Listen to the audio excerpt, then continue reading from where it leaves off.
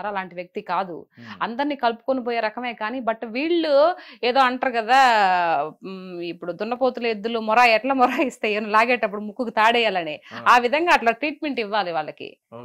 కానీ వాళ్ళ నోటికి అదుపు ఉండదండి. ఇప్పుడు ఏదైతే నెక్స్ట్ సీఎం, ఇప్పుడు ఎవరికైనా చెప్తానండి ఒకటే మాట ఏంటంటే, నెక్స్ట్ మనం మళ్ళీ ప్రజల్లోకి వెళ్ళాలి, ఓట్లు వేయాలి, మళ్ళీ మనం పదవిలోకి రావాలి అని అంటే ఉండే ప్రభుత్వంతో పోతా ఉండాల, ఏకీభవిస్తూ పోతా ఉండాలి, తెలియగలవాళ్ళు చేసే లక్షణం. మరి ఎవరు వీళ్ళకి సలహాలు ఇస్తారో నాకు తెలియదు కానీ ఎంతసేపటికి వాళ్ళు చేసిన మంచి చెప్పకుండా, చెప్పాలి కదా మంచి కూడా, కంపెనీలు వచ్చినాయి తీసుకొచ్చి చెప్పాలి కదా, అవి చెప్పరు. ఎంతసేపటికి ఏదైనా చిన్న మిస్టేక్ ఏదైనా జరిగింది అనుకో, ఎట్లాంటి మిస్టేక్స్ అంటే అవి ఎక్కడో ఒక అమ్మాయిని పాడు చేశారో, లేకపోతే ఏదైనా హత్య జరిగిందో, లేకపోతే ఎవరన్నా ఇట్లా ఏదన్నా చేసుకుంటారు కదా, వాటి గురించి వస్తారండి ముందుకి. ఇంకా మిగతా జరిగిన మంచి గురించి చెప్పరు. అది వీళ్ళు చేసే ధోరణి అనమాట ఈ వైఎస్ఆర్సీపీ ప్రభుత్వం నాయకులు. ఇది అంటే పర్టికులర్ గా మీరు రోజా గారిని కానీ, లేదంటే శ్యామలా గారు కానీ, లేకపోతే శ్రీరెడ్డి గారిని కానీ వారి గురించి మాట్లాడడానికి కారణం ఏంటి? వారి గురించి మాట్లాడడానికి కారణం అంటే వాళ్ళు మాట్లాడేది అదే కదండి. ఇప్పుడు సపోజ్ రోజా గారు ఉన్నారు, రోజా గారు సరిగ్గా పరిపాలన చేసి ఉండుంటే, ఆ ప్రజలతో అక్కడ మమేకమైపోయి ఆ ప్రజల బాధలన్నీ తెలుసుకొని ఉండుంటే ఈ రోజు గెలిచుండేది కదా. ఎందుకు గెలవలేదు మీరు అంటారు. మరి అప్పుడు ప్రభుత్వము అప్పుడు ప్రభుత్వము బాబు గారు ఉన్నప్పుడు గెలిచిన వాళ్ళు మళ్ళీ 21 సీట్కి 23 సీట్లకి ఎందుకు వచ్చారని మీరు అడగొచ్చు, క్వశ్చన్ చేయొచ్చు. అప్పుడు స్టార్టింగ్ లో విడిపోయినప్పుడు చెట్టు కింద కూర్చొని పరిపాలన చేశారు. ఆయన 1 by 1 డబ్బులు లేకపోయినా తెచ్చుకొని చెట్టు కింద కూర్చొని ఒక పరిపాలన చేసుకుంటూ అన్ని కట్టించి, బిల్డింగ్స్ కానీ అన్ని కట్టించి, అమరావతి కూడా సగం కంప్లీట్ చేస్తూ మధ్యలో దిగిపోయారు. సో ఆయన గొప్పవాడా? నువ్వు 5 ఏళ్ళు కూడా నీకు పదవి వచ్చినప్పటికీ నువ్వు గొప్పవాడు? ఎవరు గొప్పవాళ్ళు? ఈ రోజా మాట్లాడుతుంది. మరి నీ నగరిలో నిన్ను ఎందుకు చిత్తుగా ఓడించారు? నువ్వు అంతా మంచి చేస్తుంటే మరి మీరు 151 సీటుకి వెళ్ళినప్పుడు మేము ట్యాంపరింగ్ చేసామనంటే మమ్మల్ని నో అన్నారు కదా. మరి అప్పుడు ఒక మాట ఇప్పుడు ఒక మాట. నిజాయితీ పరుడు ఎప్పుడు ఒక మాట మీదే ఉండాలి, అట్లా మాట మార్చకూడదు కదా. మరి మీరు గెలిచినప్పుడేమో ట్యాంపరింగ్ లేదు, ఇప్పుడు మేము ఎక్కువ స్థానాల్లో గెలిచినప్పటికీ మాకు ఇప్పుడు ట్యాంపరింగ్ జరిగిందా? అది ఎట్టు మాట్లాడతారు? నాకు అందుకే రోజా గారు మాట్లాడే మాట అసలు నచ్చదు. ఆవిడ ఎమ్మెల్యేగా ఉన్నప్పుడు జబర్దస్త్ స్కిట్లు అన్ని చేసిందా, డాన్సులు చేసిందా స్టేజ్ మీదకి వెళ్ళి? మరి ఎక్కడ పరిపాలన చేసింది ఆవిడ? ఎక్కడ ప్రజల్లోకి వెళ్ళి ఎవరి ప్రజల ఇది వాళ్ళ యొక్క బాధలు కనుక్కునింది? లాస్ట్ ఎలక్షన్ లో మూమెంట్ లో 1-2 నెలల ముందర పోయి ఏదో ఒక గుర్కా వేసుకొని పోతున్నట్టు తెలిసిపోతే అయిపోతుందా? కాదు కదా. అందుకు కోపం. అంటే ఆ మధ్య రోజా గారు అన్నారు, మీరు అన్నట్టుగానే అది జబర్దస్త్ లో కూడా చేసుకున్నారని చెప్పన్నారు. అంటే రోజా గారు ఏంటంటే గెలిచిన తర్వాత ఏంటంటే ప్రభుత్వం మీద దృష్టి పెట్టకుండా సినిమాల మీద దృష్టి పెడుతున్నారని చెప్పి పవన్ కళ్యాణ్ గారిని కూడా విమర్శించడం జరిగింది. మరి ఆవిడ మీరు ఏమంటారు దానికి? అట్లా ఆవడానికి హక్కే లేదు. ఇప్పుడు నువ్వు ఇది అని చూపిస్తే నా సాయి 3 ఏళ్ళు చూపిస్తున్నాయండి, రైట్? ఇప్పుడు నువ్వు ఎమ్మెల్యేగా ఎంపీగా ఉన్నప్పుడు కూడా నువ్వు జబర్దస్త్ చేసావు, స్టేజ్ల మీద డాన్సులు వేసావు, అది నీ ప్రొఫెషన్. నువ్వు ఫిల్మ్ యాక్టర్ గా నువ్వేదో ఒక హీరోయిన్ గా నువ్వు చేయలా. నువ్వు ఒక హీరోయిన్ గా చేసిండే జయలలిత గారు కూడా ముఖ్యమంత్రి అయినా చేశారా ఏమో నాకు తెలియదు, చేయలేదు కదా. ఓకే, నువ్వు క్యారెక్టర్ ఒక హీరోయిన్ గా చేసావు, తర్వాత సపోర్టింగ్ రోల్స్ కూడా చేసావు. నువ్వు మూవీస్ లో చేస్తుంటే ఓకే. నువ్వు అట్లా కాదు, ఒక షోకి వెళ్ళావు, ఆ షో మీద పండగలు కానీ పబ్బాలు కానీ వాటికి డాన్స్లు వేసి శేఖర్ మాస్టర్ తో సహా నువ్వు డాన్స్లు వేసి చేసావు. శేఖర్ మాస్టర్ ఊరితే డాన్స్ ఆయన వేస్తాడు, బట్ నువ్వు ప్రజాప్రతినిధి అయ్యిండు, నువ్వు ఎలా వేస్తావు? నువ్వు మూవీస్ చేసుకో కావాలంటే. ఇప్పుడు పవన్ కళ్యాణ్ గారు మూవీస్ లో నుంచి ఒక హీరోగా వచ్చి ఈ రోజు ఇదవుతున్నాడండి. ఆయన ఆస్తి మొత్తం ప్రజలకు పెడుతున్నావు. నువ్వేమన్నా పెట్టావా? నాకు తెలిసి రోజా గారు ఎవరో ఒక అమ్మాయిని చదివించిందంట, అది మాత్రమే తెలుసా అండి. అమ్మాయిని ఇంజనీరింగ్ డాక్టర్ చదివిస్తుందంట, అదొక్కటే తెలుసు. మిగతా నాకు ఇంకేం తెలీదు ఆవిడ గురించి. సో మరి పవన్ కళ్యాణ్ గారికి నీకు పోలికి ఎలా పెడతావు? 75 మంది కౌలు రైతులకి అప్పుడు ఆయన ఒక్కొక్కరు లక్ష రూపాయలు చొప్పున 75 లక్షలు ఇచ్చాడండి. మరి నువ్వు ఇచ్చిన దాఖలాలు ఏమన్నా ఉన్నాయా? అసలు నువ్వు పవన్ కళ్యాణ్ గారిని అడిగే క్వశ్చన్ ఎక్కడుంది? అంత రైట్స్ ఎక్కడున్నాయి నీకు? ఆ అర్హత నీకుందా అని చెప్పేసి అడుగుతున్నా. ఆవిడ అంతకుముందు నువ్వు జగనన్నతో మాట్లాడే అర్హత నీకుందా అని చెప్పేసి అప్పుడు మాట్లాడిన మాటలు వాళ్ళ పరిపాలన ఉన్నప్పుడు నోటికి ఏదొస్తే అది మాట్లాడిందండి. మరి ఇప్పుడు నేను అడుగుతున్నా ఈవిడ్ని, పవన్ కళ్యాణ్ గారిని నువ్వు మందరించే అడిగే స్థాయి నీకుందా? ఇప్పుడు లేదు కదా. మరి ఆయన హీరోగా వచ్చాడు కాబట్టి మరి ఆయన సంపాదించుకోవాలి, ఆయన ఒక పార్టీ అధినేత. మరి పార్టీ పోషించుకోవాలంటే మీలాగా స్కాములు చేయలేడు కదా. ఒకరిని ముంచి డబ్బులన్నీ వెనకేసుకొని ఆ రకం కాదు కదా. ఆయన సొసైటీ మీద ఆయన కష్టం మీద వచ్చిన పైసాని అందరికి పెడుతున్నారు. మరి మూవీస్ చేసుకోవాలి కదా. నీలాగా ఆయన ఒక్క యాడ్ కోసం ఎంతమంది కొన్ని కోట్లు లక్షలు ఎదురు చూస్తా ఉన్నాయి ఒక యాడ్ ఇస్తే, కానీ అట్లా చేయలేదు ఆయన. నేను ఒక యాడ్ ఇచ్చడం వల్ల అది ఒక మంచిదో చెడో తర్వాత విషయం, రేపు ఎవరికైనా ఏదన్నా జరిగితే ప్రజల గురించి ఆలోచించాడు కాబట్టి ఒక యాడ్ కూడా చేయలేదు. అట్లా అని చెప్పి స్టేజ్ మీదకి ఎక్కుంటే ఇంకా మరిగిన డబ్బులు వచ్చేసిండే, ఇంకా అసలు మాట్లాడే అర్హతే లేదు అసలు నన్ను అడిగితే. ఇంకేం క్వశ్చన్ చేస్తుంది. రైట్. అంటే ఈ రకంగా అంటే ఇప్పుడు రాజకీయం అంటే ఇప్పుడు ఉన్న అధికారులు ఇప్పుడు ఎవరైతే నాయకులు ఉంటారో వీళ్ళు విమర్శించుకోవడమే కాకుండా వ్యక్తిగతంగా కూడా ఎందుకని వాళ్ళ కుటుంబాలను విమర్శించడం కానీ, లేదంటే వాళ్ళ కుటుంబ సభ్యులను విమర్శించడం కానీ, వాళ్ళని తీసుకొచ్చి డిఫేమ్ చేయడం కానీ ఎందుకని చేస్తున్నారు అంటే నేను ఇరువైపులు అడుగుతున్నాను. ఏం లేదు, ఇప్పుడు పవన్ కళ్యాణ్ గారు ఇంతకు ముందు ప్రతిపక్షంలో ఉన్నప్పుడు, ఇప్పుడంటే కాదు అంతకుముందు వీళ్ళు అధికార పక్షంలో ఉన్నప్పుడు, వైఎస్ఆర్సీపీ వాళ్ళ అధికార పక్షంలో ఉన్నప్పుడు పవన్ కళ్యాణ్ గారిని ఎన్ని మాటలు అన్నారండి. ఆయన అనడమే కాదు 3 పెళ్లిళ్ళు అని చెప్పేసి ముఖ్యమంత్రితో సహా, ముఖ్యమంత్రి అప్పుడు వైఎస్ఆర్సీపీ జగన్మోహన్ రెడ్డితో సహా విచ్చలవిడిగా స్టేజ్ మీదుగా నేను ఒక ముఖ్యమంత్రి హోదాలో ఉన్నాను, నేను ఒక ముఖ్యమంత్రి స్థాయిలో ఇలా మాట్లాడకూడదని కొంచెం కూడా ఇంగిత జ్ఞానం లేకుండా 3 పెళ్లిళ్ళు 4 పెళ్లిళ్ళు అవసరమా అండి? ఆయన పర్సనల్ గురించి అవసరమా?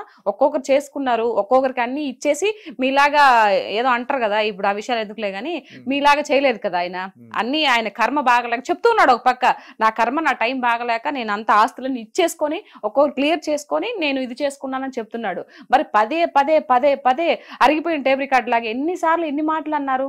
పోనీ ఈయన అనేది కాకుండా మళ్ళీ వాళ్ళ అనుచరులతో ఇప్పుడు బోరగడ్డ అనిల్ గాని ఇట్లాంటి వాళ్ళంతా సెకండ్ ఇస్తే నాకు లేపేస్తాను అబ్బా కొడుకుల్ని, ఎవరు చంద్రబాబు నాయుడు గారిని లోకేష్ గారిని, ఒక్క సెకండ్ చాలు మాకు పైన ఆయన పర్మిషన్ ఇస్తే అంటే పిల్లకాయలని ఇప్పుడు పవన్ కళ్యాణ్ గారి పిల్లల్ని కూతురు రేప్ చేస్తాను, ఇంట్లో ఆడవాళ్ళని ఇచ్చేస్తాను, ఇవన్నీ మాటలు పనికిమాలిన మాటలు కదా.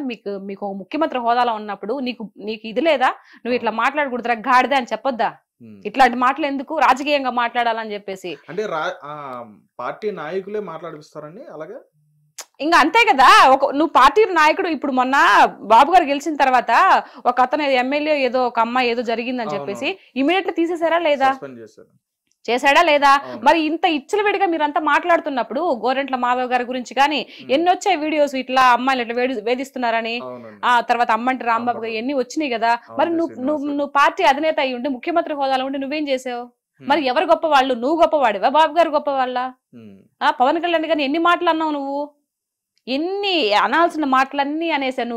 ఆయన చెప్తూనే ఉన్నారు, నువ్వు రాజకీయ పరంగా అడిగిన దానికి క్వశ్చన్ సమాధానం చెప్పు, నువ్వు పర్సనల్ గా మాట్లాడొద్దంటే ఆయన అడిగిన దానికి ఒక్క క్వశ్చన్ కి సమాధానం చెప్పలేదు జగన్మోహన్ రెడ్డి గారు. మరి మాటలేమో అన్ని మాట్లాడుతూ ఉంటారు, మరి అడిగిన దానికి సమాధానం చెప్పాలి కదా. ఎదుటి వాళ్ళు ఎవరైనా సరే ఆయన ఒక క్వశ్చన్ నిన్ను అడిగినప్పుడు నువ్వు ముఖ్యమంత్రి స్థాయిలో ఉన్నప్పుడు సమాధానం చెప్పాలా వద్దా? అదే. అయితే ఇక్కడ వాళ్ళు ఏ మాటలైనా చూసుకుంటే వాళ్ళు ఏదైతే విమర్శలు చేయడం కానీ, లేదంటే వాళ్ళు ప్రెస్ మీట్లో మాట్లాడడం కానీ ఏది చూసినా కానీ యువతలో వైపు నాయకుల్ని ఏదో నిజంగా వాళ్ళ నుంచి నిజంగా నష్టపోయిన వ్యక్తులు ఎవరైతే ఎలా అయితే మాట్లాడతారో, వాళ్ళు కుటుంబాన్ని కానీ, లేదా వాళ్ళని కానీ, వాళ్ళ జీవితాన్ని కానీ, లేదా వాళ్ళ లైఫ్ని కానీ నష్టపోయిన వ్యక్తులు ఎలా మాట్లాడతారో ఆ విధంగా మాట్లాడే విధంగా వాళ్ళు వాయిస్ అనేది ఇవ్వడం జరిగింది.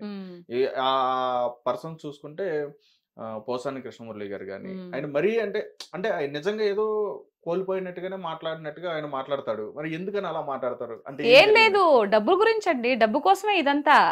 ఇదిగో నేను ఈ విధంగా పెద్ద దుమ్ము ఎదవ మొన్న చూసానండి నేను. పవన్ కళ్యాణ్ నువ్వు ఒక వెదవి, నువ్వు ఒక సన్నాసివి, అవసరమా ఇప్పుడు పవన్ కళ్యాణ్ గారు? ఏం చేశారు?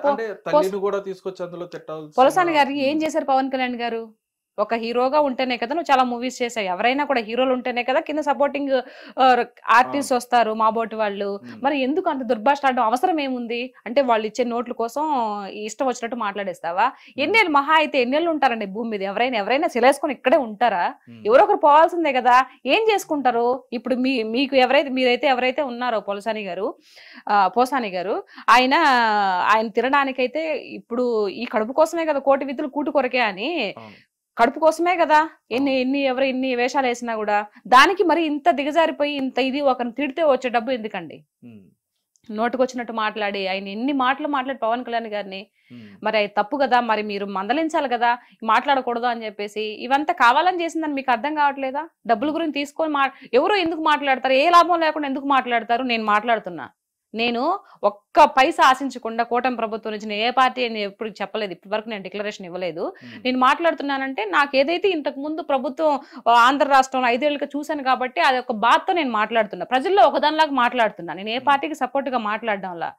అంటే చాలా మంది కూడా అనుకున్నారు ఈవిడికి ప్యాకేజ్ ఎక్కడి నుంచి వస్తుందండి, నాకు అసలు నిజంగా అట్లాంటిది ఒకటి ఉంది కూడా అని కూడా తెలియదు నాకు. మరి ఎవరిస్తారు ప్యాకేజీ? ఆయన నేను ధైర్యంగా మాట్లాడడం లేదా? మీరు రాజకీయ పరంగా మాట్లాడండి, ప్రజలకు ఏదైనా అన్యాయం జరిగితే మాట్లాడండి. ఎవరో ఏదో ఇస్తే ఆ డబ్బులు తీసుకొని ఇష్ట ప్రకారము ఈ బూతులు తిట్టేస్తాను అని అంటే అది కరెక్ట్ కాదు కదా. పైన భగవంతుడు కూడా దాన్ని క్షమించాడు. రైట్. అంటే రాజకీయంలోకి వచ్చిన తర్వాత చాలా వరకు అందులో ఉండి అనుభవించిన తర్వాత రాజకీయం అంటే అసలు అక్కడ ఏం జరుగుతుంది ఏంటి, నిజంగా మన ప్రభుత్వం చేస్తుందో చేయట్లా, అంటే ఏ ప్రభుత్వం అయినా సరే మన ప్రభుత్వం మంచి చేస్తుందా లేదా అని చెప్పని ఇది అన్ని కూడా ఆలోచించుకుని చాలా మంది కూడా ముందుకు వచ్చి మాట్లాడడం జరుగుతుంది. అయితే రీసెంట్ డేస్ లో ఏంటంటే అంటే ఎలక్షన్స్ ముందు రావడం జరిగింది శ్యామలా గారు కానీ ఈవిడ రావడం జరిగింది. ఆవిడ ద్వారా అయితే మాత్రం ఏ విధంగా ఉందో అందరం కూడా చూసాం. అంటే అనుభవంతో ఉండి మాట్లాడారని చెప్పని అనుకోవచ్చా, లేకుండా మాట్లాడారని చెప్పని అనుకో? లేదండి, అనుభవం లేదు. అనుభవం లేదు ఆవిడకి ఏదో పర్సనల్ ఇష్యూస్ ఏదో కొంచెం సేవ్ చేసినారో ఏమో మరి. ఇప్పుడు ఆ రోజు పిట్టకథతో ముందుకు వచ్చింది ఏదో కథ చెప్పి, ఆ కథతో కొంచెం ఇదైపోయింది. ఆ ఇదైన తర్వాత అబ్బా మా జగన్ అనుకో ఉంటాడు, ఈ అమ్మాయి ఇలా ఇంత వైరల్ అయిపోయింది కదా, నా పార్టీకి ఏదన్నా పెట్టుకుంటారు ఏమైనా యూజ్ అవుతుందేమో అని చెప్పేసి ఇప్పుడు అధికార పార్టీ ఏదో ఇచ్చారు కదా ఆవిడకి, ఏదో ప్రతినిధిగా ఇచ్చారు కదా. సో ఇచ్చారు కానీ సేమ్ ఈ దిక్కుమాల సంత అంతా ఇంతేనండి, అని సేపటికి స్క్రిప్ట్ చూడడమే. ఒక మనిషి మంచి పనులు చేస్తే స్క్రిప్ట్ చూడడం అవసరం లే, ఆల్రెడీ ఏదన్నా ఒక పేపర్ చూసినప్పుడు లేదంటే న్యూస్ లో విన్నప్పుడు ఆల్రెడీ ఉండిపోతాయి. ఇప్పుడు నేను ఏం స్క్రిప్ట్ చూసి మాట్లాడుతున్నానా? అందులో స్క్రిప్ట్ చూడకుండా మాట్లాడే వాళ్ళు ఎవరైనా ఉన్నారంటారు? అంటే మీరు అంటున్నారు కదా స్క్రిప్ట్ చూసి మాట్లాడతారండి, ఎవరు ఎవరైనా స్క్రిప్ట్ చూడకుండా మాట్లాడేవాళ్ళు ఎవరు లేరుగా, అందరూ చూసి మాట్లాడేవాళ్ళు కదా. అవునా? నాకు తెలిసి మేబీ మా రోజక్క అనుకుంటా, మా రోజక్క బాగా మాట్లాడుతుంది, తిట్టడంలో బాగా మాట్లాడుతుంది. హ్యాట్సాప్ రోజక్క నీకు. కొంచెం పర్లా, రోజక్కకి టాలెంట్ ఉంది, రాజకీయ పరంగా కొట్లాడే ఇది ఉంది కానీ, బట్ ఆవిడ ఆ యొక్క పదజాలం ఏదైతే ఉందో అబద్ధాన్ని కూడా నిజంగా చేసి చెప్పి ఇది చేస్తుంది కదా, ఆ టాలెంట్ ఉంది కానీ బట్ అలాంటి రాజకీయంలో పనికిరావు. ఏదైనా వాస్తవాలు మాట్లాడాలా, వాస్తవాలు ఏదైనా మిస్టేక్ జరిగినప్పటికీ దాన్ని చాలా ఇదిగా చెప్పుకోవాలా, అంతేగాని నోటుకు వచ్చినట్టు నీకు గాడిదకి వచ్చినట్టు 20-50 ఏళ్ళు వచ్చుండే ఇట్లాంటి మాటలు మాట్లాడకూడదు. నాకు అవన్నీ వింటుంటే, పవన్ కళ్యాణ్ గారు అన్ని మాటలన్నీ వింటుంటే నిజంగా వాళ్ళ కోపం వస్తుందండి ఆవిడని చూస్తే. పర్సనల్ గా ఆవిడంటే నాకేం ఇది లేదు కానీ, బట్ ఇలాంటి మాటలన్నీ ఎందుకు మాట్లాడతారు అక్క? మీరు మంచి ఇదిలో ఉన్నారు, మంచి ఎమ్మెల్యేగా ఎంపీగా గెలిచి ప్రజలకి మీరు సేవ చేశారు, అట్లాంటప్పుడు హుందాతనంగా మాట్లాడి, జగన్మోహన్ రెడ్డి గారికి కూడా అట్లా అనిపిస్తుంది నాకు కొన్నిసార్లు, ఎందుకురా బాబు ఇంత హుందాతనంగా మాట్లాడొచ్చు కదా, ఇంత ఆస్తులు ఉన్నాయి, ఇంత పాస్తులు ఉన్నాయి, పోయేటప్పుడు ఏం నెత్తిన పెట్టుకొని పోతారు? వైఎస్ రాజశేఖర రెడ్డి గారు ప్రజల్లో ఒక దేవుళ్లాగా గుడి కట్టారు, అందరూ ఎంత మంచి పేరుని సంపాదించుకున్నాడు, ఆయన అనుకోకుండా పాపం చనిపోయాడు, ఏమి నెత్తిన పెట్టుకొని పోయాడు? ఎవరైనా ఏం నెత్తిన పెట్టుకొని పోతారు? నోట్లో మాట జాగ్రత్తగా మాట్లాడాలి కదా అనేది నాకు అనిపిస్తుంది కొన్నిసార్లు. సో ఈ ఇంటర్వ్యూ ద్వారా ఇన్నా పర్వాలేదండి, తెలుసుకున్న మారినా పర్వాలేదు, 10 సార్లు చెప్తే ఒక్కసారి నా ఇంటర్ ఏమో, అందుకని మీరు వీడియోలు పెడతా ఉంటారా? ఇంటర్ ఏమో అనే ఒక బాధ, ఒక నమ్మకం అన్నమాట, అంతే. రైట్ అండి. అంటే ఇప్పుడు నేననేది ఏంటంటే జనరల్ గా ఇప్పుడు మీరు అన్నట్టుగానే వాళ్ళ లాంగ్వేజ్ కానీ ఎవరిదైనా సరే, ఇది ఏ పార్టీలో అయినా సరే, వాళ్ళ మాట్లాడే విధానం ఎలా ఉంటదంటే చాలా అబ్యూజింగ్ గా మాట్లాడుతూ ఉంటారు, రకరకాలుగా మాట్లాడుతూ ఉంటారు, పదజాలం అనేది చాలా దారుణంగా దూషిస్తూ అన్పార్లమెంటరీ లాంగ్వేజ్ యూజ్ చేస్తూ మాట్లాడుతూ ఉంటారు. కానీ మీరు ఫస్ట్ అన్నారు ప్రజల చేత ప్రజల కొరకే ఎన్నుకున్న అయితే నిజంగా ప్రజలకి ఇప్పుడు ప్రతి ఒక్కరు కూడా, ఇప్పుడు చూడడం వాళ్ళు అంటే ఎవరు ఉండరు, స్మార్ట్ ఫోన్ చేతిలో ఉండదు, ప్రతి ఒక్కరు కూడా వీడియోస్ చూస్తూ ఉంటారు, ఏ ఎమ్మెల్యే ఎలా మాట్లాడు, ఏ ఎంపీ ఎలా మాట్లాడు, ఏ నాయకుడు ఎలా మాట్లాడు, ఏ హీరో ఎలా మాట్లాడు, ప్రతిదీ చూస్తున్నారు. చూస్తున్నప్పుడు ప్రజలు నిజంగా ఇన్ని చూస్తున్నా గానీ వాళ్ళు ఎవరైనా సరే ఎందుకని భయపడకుండా ఇంకా అలాగే మాట్లాడుతున్నారు?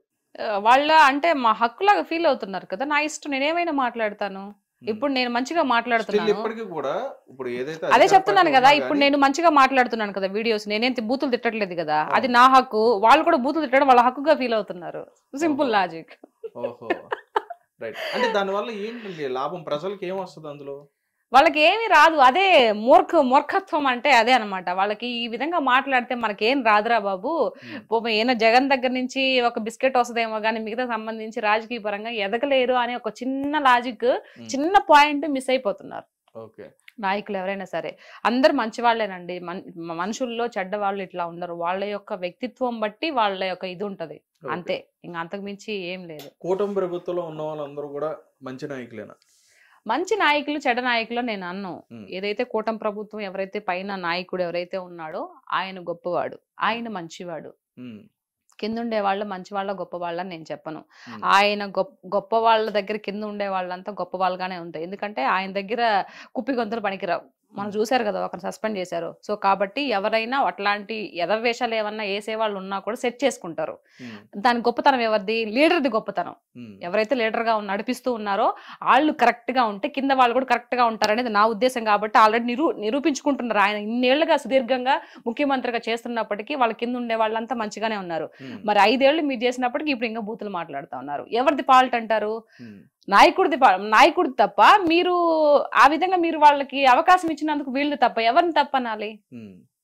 నాయకుడు బాగుందంటే కింద ఉండే వాళ్ళు కూడా మంచిగా పద్ధతిగానే ఉంటారు.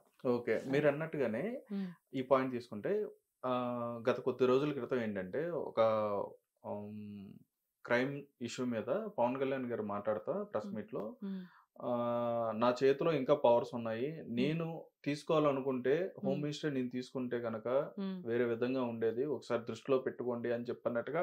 అంటే కూటమికే అందులోనే ఆయన వార్నింగ్ లేదండి, అట్లా అనలేదండి. ఆయన చెప్తున్నాడు. ఇప్పుడు డిప్యూటీ సీఎం కదా, ముఖ్యమంత్రి తర్వాత ఉప ముఖ్యమంత్రి అన్నట్టు ఇప్పుడు పవన్ కళ్యాణ్ గారు.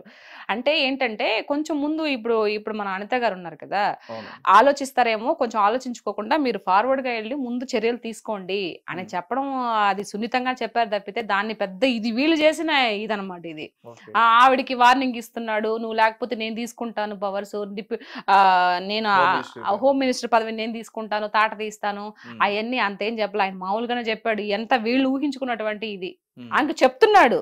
ఇలా చెయ్యమ్మని చెప్తున్నాడు. నువ్వు భయపడబాకు, మీ వెనక మేము ఉన్నాము, నీకు పవర్స్ ఉన్నాయి, నువ్వు చెయ్యి, దేనికి భయపడబాకు అని చెప్పేసి ఆవిడకి చెప్తున్నాడు. దాన్ని వీళ్ళు ఇలా కన్వే చేశారు అనమాట. అదే అంటే చాలా మంది కూడా ఏమంటున్నారంటే, ఇప్పుడు నడుస్తున్న ఈ ప్రాసెస్ చూస్తుంటే పవన్ కళ్యాణ్ గారు ఎక్కడ చూసినా కానీ చాలా యాక్టివ్ గా కనిపిస్తున్నారు. ఏదైనా సరే ఆన్ ది స్పాట్ డిసిషన్ అనేది కూడా తీసుకుంటున్నారు. అది చాలా మంచి పద్ధతి కాదు అని చెప్పినట్టుగా. మంచి పద్ధతి ఏదండి, ముందు గెలవక సినిమాటిక్ గా చేస్తున్నారని చెప్పని. సినిమాటిక్ గా ఏం కాదు, గెలవక ముందు చెప్పాడు కదా ఆయన. గుర్తుపెట్టుకో జగన్, నిన్ను కుక్కట వేలతో సగా ప్రకటించి వేయకపోతే నా పేరు కొణిదెల పవన్ కళ్యాణ్ గారు, నా పార్టీ జనసేన కాదని చెప్పాడు కదా. అది ఆయన చెప్పలా, వారాహి అమ్మవారు చెప్పించారు. ఇప్పుడు మొత్తము తీస్తుండేది కూడా అందుకే. ఎక్కడెక్కడ ఏం లోతుపాట్లు అన్ని తెలుసు పవన్ కళ్యాణ్ గారికి, మొత్తం సర్వం తెలుసు, అన్ని తెలుస్తాడు, అందరిని బయటికి లాగుతాడు, అవినీతి లేకుండా చేస్తాడు అనేది నమ్మకం మాకు ఉంది, ప్రజలకు కూడా ఉంది. ప్రజలకి అందరికి ఉంది కాబట్టే ఇచ్చిన వరకు చాలని చెప్పేసి 21 సీట్లకి కట్టుబడ్డాడు.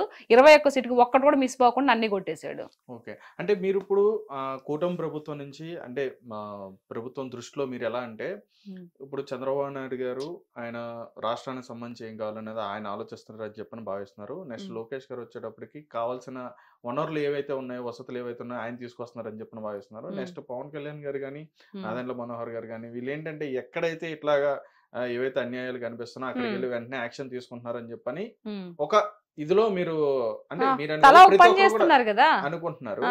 అంటే అది నిజమని చెప్పని అనుకోవాలా? ఎవరి పని వాళ్ళు ఎవరికి తగిన పని వాళ్ళు చేస్తున్నారండి. ముఖ్యమంత్రిగా చెప్తారు కదా, ఎవరికి ఏది చేయాలో వాళ్ళకి ఇచ్చిన పదవులను బట్టి అది చేసుకుంటూ ముందుకు వెళ్ళిపోతున్నారు కదా ప్రభుత్వం.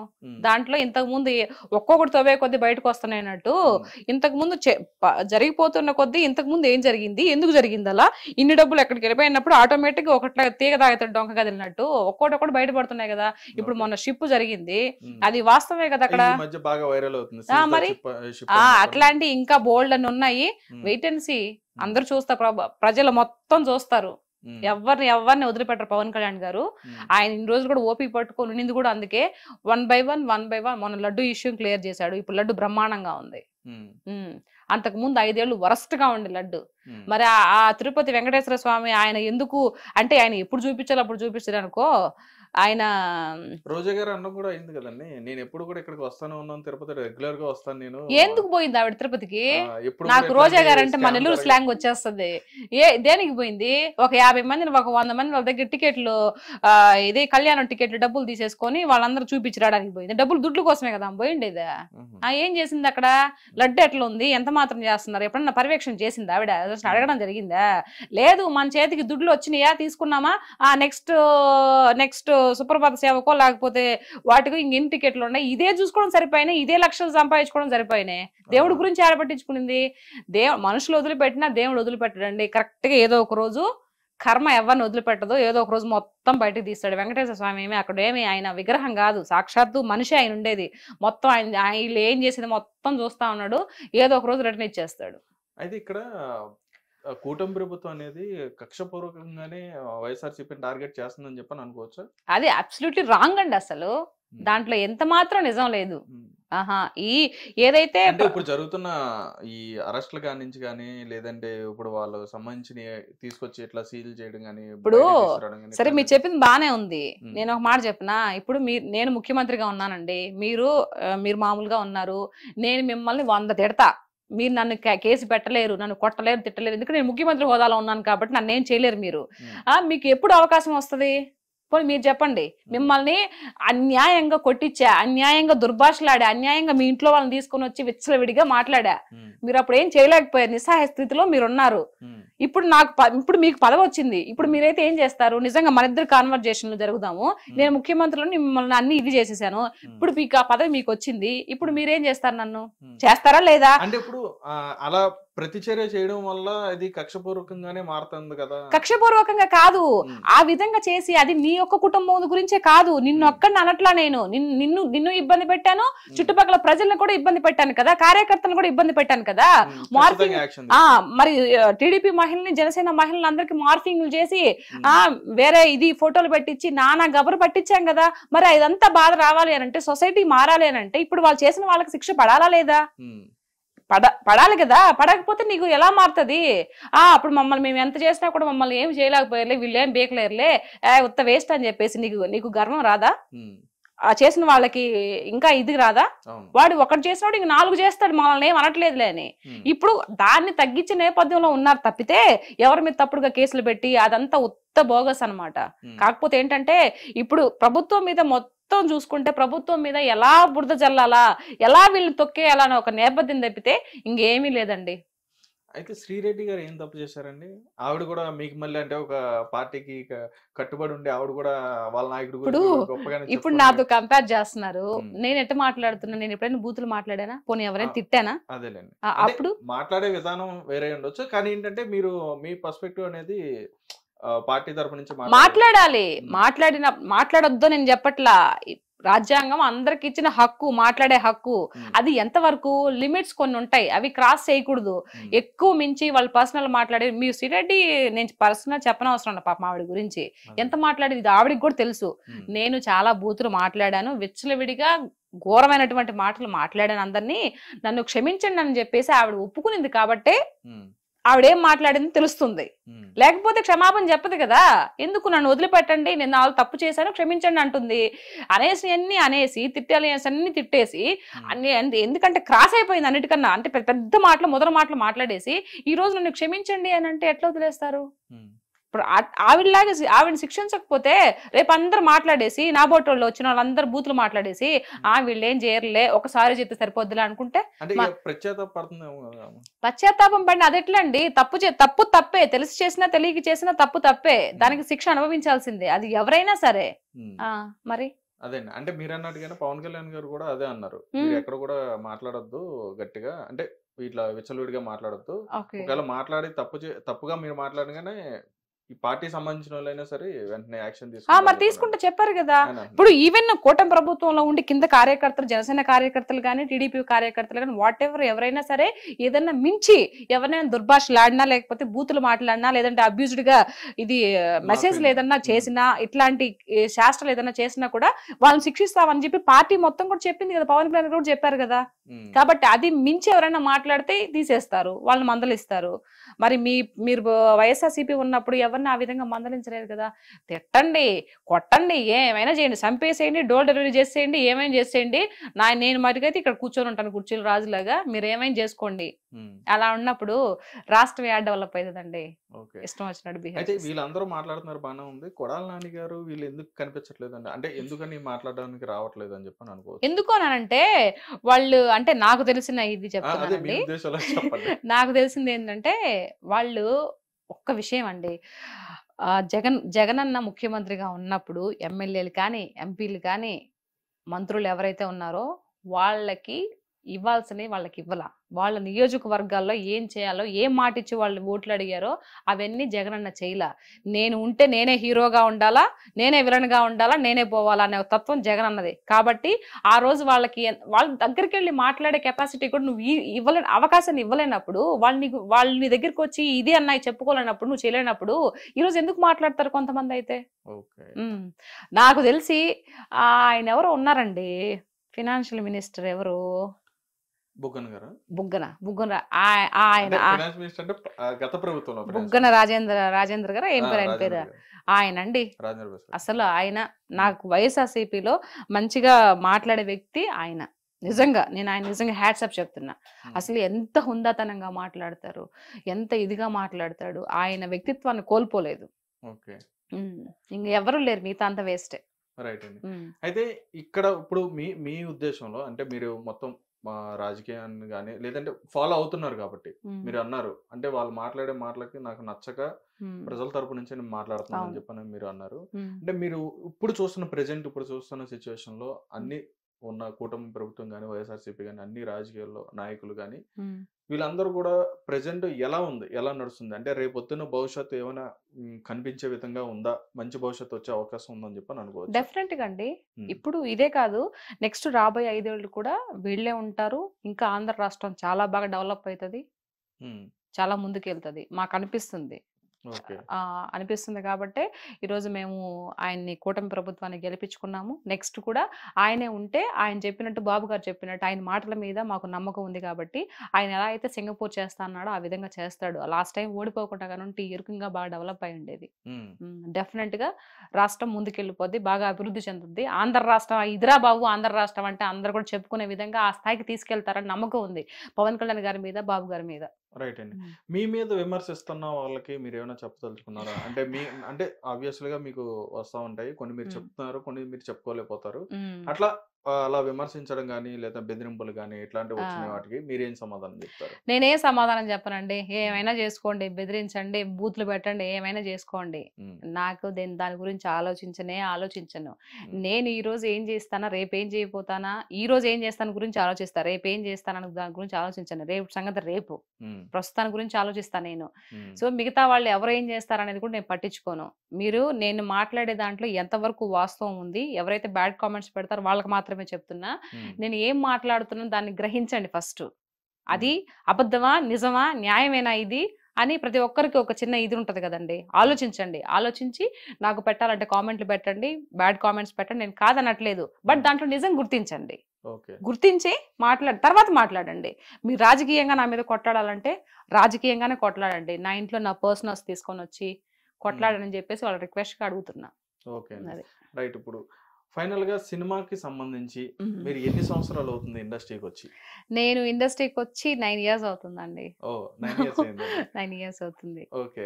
అయితే ఫస్ట్ గా మీరు సీత గారు ఎంటర్ అయిన తర్వాత అంటే మూవీలో ఏ మూవీ చేశారు, అంటే స్క్రీన్ మీద ఎప్పుడు కనిపించారు? నా ఫస్ట్ పిక్చర్ జై జానకి నాయక, బోయపాటి గారి డైరెక్షన్ లో. అది ఒక లెక్చరల్ రోల్ చేశాను. అందులో కనిపిస్తుందండి అది హీరోయిన్ ఇంట్రడక్షన్ అప్పుడు. ఆ రకుల్ ప్రీతి సింగ్ ఇట్లా వేరే రౌడీ వచ్చి కొడుతున్నప్పుడు వెనక హీరో ఉంటాడు, ఫాటుమని కొడతాడు కాలేజీలో. అప్పుడు ఏంటి కాలేజీలో గొడవ జరుగుతుందని చెప్పేసి నేను, ప్రభు గారు వీళ్ళంతా పరిగెత్తుకుంటూ వస్తాం. అది నా ఫస్ట్ పిక్చర్. అది స్క్రీన్ మీద నేను చూసుకుంటాను దాన్ని రోజు. అయ్యో అప్పుడు ఇలా ఉన్నానా అవునా? అంటే అప్పటికిప్పుడు డిఫరెన్స్ ఉన్నారా? అప్పుడు లావుగా ఉన్నాను. జుట్టు అప్పుడు హైదరాబాద్కి వచ్చిన కొత్తల్లో పిల్లల కోసం తిరుపతికి వెళ్ళి గుండు చేయించుకొని వచ్చాను కదా. సో ఇక్కడ వరకు ఉండింది జుట్టు, షార్ట్ హెయిర్ ఉండింది. సో అప్పుడు ఇలా ఉన్నాను, అంటే బొద్దుగా ఉన్నాను అనమాట.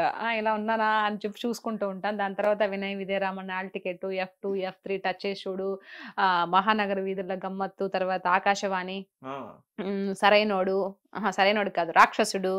సో ఇట్లా కొన్ని నాకు తెలియట్లేదు కానీ, సో అట్లా డిజేటీలో లేనండి, F3 లోనే. ఆ తర్వాత ఇప్పుడు దేవరా, తర్వాత ఇంకొకటి ఉంది కానీ అవి సినిమాలు కొన్ని 2-3 ఉన్నాయి, అవి ఇంకా రిలీజ్ అవ్వలేదు. మొన్న పురుషోత్తముడు, అది దాని తర్వాత ఇంకొక సినిమా ఏదో రిలీజ్ అయిందండి, ఇది ఎవరు బ్రహ్మాజీ గారు, అలనాటి రామచంద్రుడు కొత్తగా ఒకటి రిలీజ్ అయింది, అది విఐపి దాంట్లో వస్తుంది, నెట్ఫ్లిక్స్ లో ఏమో వస్తుంది. సో ఇట్లాంటి సినిమాలు ఇంకా వెనక్కి తిరిగి చూసుకోలేదు. సో కొంచెం చాలా సినిమాలు చేసున్నాను, కాకపోతే కొన్ని రిలీజ్ కాకుండా ఉంటాయి కదండి, అంటే మొదలు పెట్టి మధ్యలో ఆగిపోయినట్టు అట్లాంటివన్నీ బోల్డ్ అన్ని ఉంటాయి కదా, అవి లెక్కలు తీసుకోలేము కదా. మనం ఏదైతే సినిమాలు చేసి రిలీజ్ అయినవి మాత్రమే కౌంటింగ్ వేసుకుంటాము. అందట్టు నేను మాలో మెంబర్ని కూడా అయ్యాను, అవి కూడా 5 years అవుతుంది అసోసియేషన్ లో మెంబర్ని. అంటే ఇప్పుడు మీరు ఇండస్ట్రీకి యాక్టర్ అవుతానే వచ్చారా, లేదంటే అసలు ఏ పని మీద మీరు హైదరాబాద్ వచ్చారు? మేము మామూలుగా మా వారు మేమిద్దరము పిల్లల్ని తీసుకొని వచ్చామండి. మా వారు అప్పుడు చిన్నగా జాబ్ చేస్తూ ఉండే, ఇంకా వచ్చాము, నెల్లూరు నుంచి వచ్చాము. ఆ తర్వాత ఇంకా అనుకోకుండా ఇండస్ట్రీకి వచ్చాను నేను.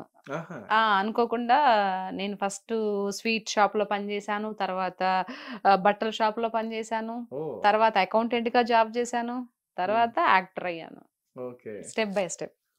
ఫస్ట్ అవకాశం ఎలా వచ్చింది? అంటే మీరే వెళ్ళారా, లేదంటే మిమ్మల్ని ఎక్కడైనా చూడడం కానీ ఇట్లా సెలెక్ట్ చేయడం కానీ? లేదండి, నేను RS Brothers లో అకౌంటెంట్ గా జాబ్ చేస్తూ ఉంటే అక్కడ ఒక అతను, అంటే వీళ్ళు యాడ్స్ తీస్తారు కదా, హిట్ టీవీ యాప్. ఇందులో short news, live news, entertainment shows, movies, digital magazines తో పాటు మీ జిల్లా వార్తలను కూడా ఫ్రీగా చూడొచ్చు. అంతేకాదు KG నుంచి PG వరకు విద్యార్థులకు స్కాలర్షిప్ కూడా అందిస్తున్నాం. ప్రతి వారం 10 మందికి లక్కీ డ్రా ద్వారా ఒక్కొక్కరికి 10,000 రూపాయలు అందిస్తున్నాం. ఇంకెందుకు ఆలస్యం, వెంటనే హిట్ టీవీ యాప్ ని డౌన్లోడ్ చేసుకుని ఫ్రీగా ఎంటర్టైన్మెంట్ పొందండి. Hit TV app. Hit TV app. Please download hit TV app. Hit TV app ని ఫ్రీగా డౌన్లోడ్ చేసుకుని ఎంజాయ్ చేయండి. మీకు నచ్చిన ఎంటర్టైన్మెంట్ కోసం హిట్ టీవీ యాప్ ని ఫ్రీగా డౌన్లోడ్ చేసుకుని ఎంజాయ్ చేయండి. హిట్ టీవీ యాప్ ని డౌన్లోడ్ చేసుకుని ఆస్వాదించండి, ఆశీర్వదించండి. ఇంతమంది సెలబ్రిటీలు హిట్ టీవీ యాప్ ని డౌన్లోడ్ చేసుకోండి అని చెప్తున్నారంటే ఎంత మంచి యాప్ ఆలోచించండి. అమెరికాలో చదవాలనుకునే వాళ్ళకి విశ్వసనీయమైన పేరు మన శౌర్య కన్సల్టెన్సీ. UK లో 1 year masters, UK లో 1 year masters, 2 years work permit up to 5 years visa. Contact Saurya Consultancy. Contact 89851 89851.